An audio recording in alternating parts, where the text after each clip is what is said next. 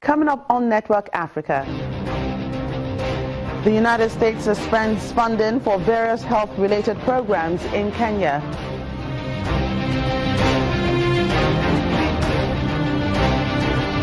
Al-Shabaab militants attack Somali army base, killing several soldiers.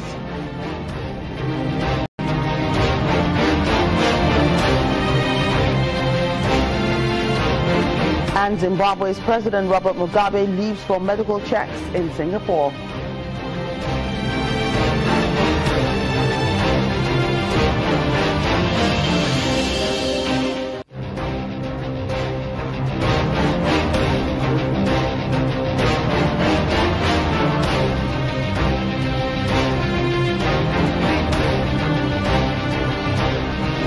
Hello and welcome to the program. I'm Joke Rogers. We begin today in East Africa, where the U.S. has announced the suspension of $21 million of funding to Kenya's Ministry of Health due to concerns over corruption and weak accounting procedures. The U.S. State Department, however, says this amounts to a small portion of the overall U.S. health investment, exceeding $650 million annually. In response, Kenya says it's strengthening its auditing process. Corruption allegations have been dogged by successive Kenyan governments for many years. The health ministry itself has been accused of corruption, with allegations that it's misappropriated $50 million in contracts to politically connected business people. Staying in Kenya, at least 6 people, including 4 children, have been killed in Kenya's port city of Mombasa after a hospital wall collapsed under heavy rain. The 6 who died were inside neighboring houses, which were crushed as the wall fell.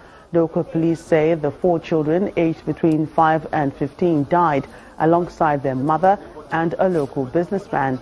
Kenya has struggled to find homes for its fast-growing population, and developers often put up buildings to cater for the soaring demand in violation of construction codes. Last year, at least 51 people died after a multi-story building collapsed in the Haruma district of the capital, Nairobi. The World Food Programme says food insecurity and hunger is a major factor driving people from their homes.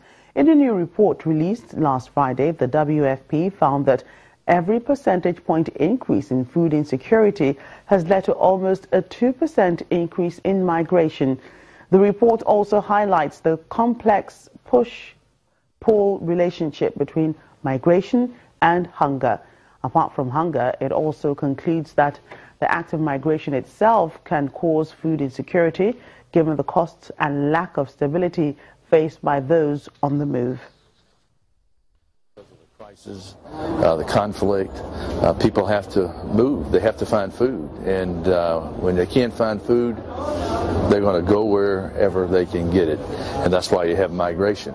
That's why you have people moving in the millions, and from Syria alone, you've got over 5 million that are refugees that have left the country. You have another 6 million, give or take, that are internally displaced. They've moved from their primary home, and they don't want to do that.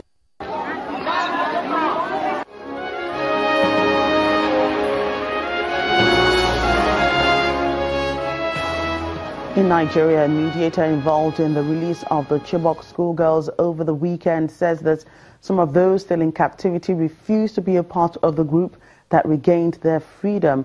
On Saturday, the militants released 82 girls out of the more than 200 whom they kidnapped in April 2014 from Borno State in exchange for prisoners.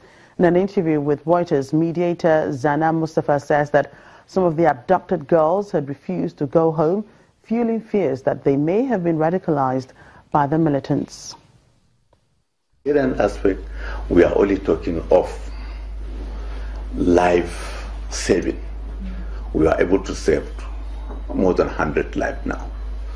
So are we continuing? If we are continuing, how are we going to continue? Are we going to save more lives, or are we restrict ourselves to Chibok? If we restrict ourselves to Chibok, then we have a time limit. We have a time frame which we will stop. But if we are talking of complete transformation, it will be a sort of a continual process that everybody will come and lay or key into the process. Even thereafter, there are more other girls being abducted that are running into thousands, that nobody has advocated for them.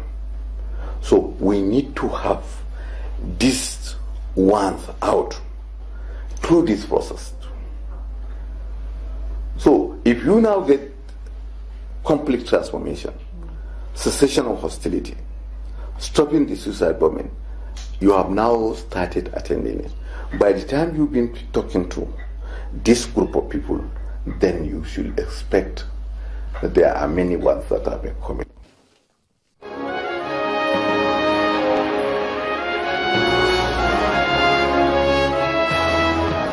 The International Monetary Fund has launched its regional economic outlook for sub-Saharan Africa in Abuja, Nigeria's federal capital.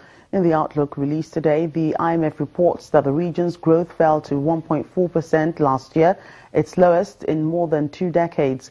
The recovery is expected to be modest, with an expansion of 2.6% this year. That's worse than the booming growth of 5% to 6% that had become normal just a few years ago. The report also mentions that only a few countries, such as Senegal and Kenya, are expected to enjoy a high growth rate of 6% or more this year.